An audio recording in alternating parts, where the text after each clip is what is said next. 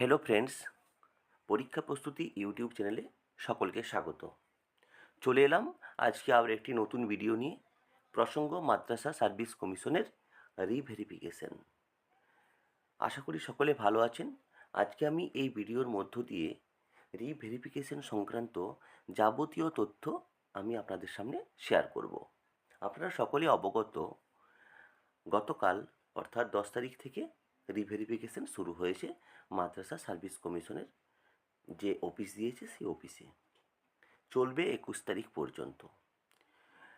আমি কালকে গতকাল আমি উপস্থিত ছিলাম।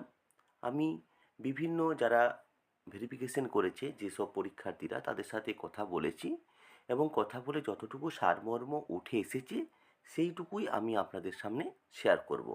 তবে এই আলোচনায় যাওয়ার আগে আপনাদের কাছে আমার বিনীত অনুরোধ, যারা এখনও আমার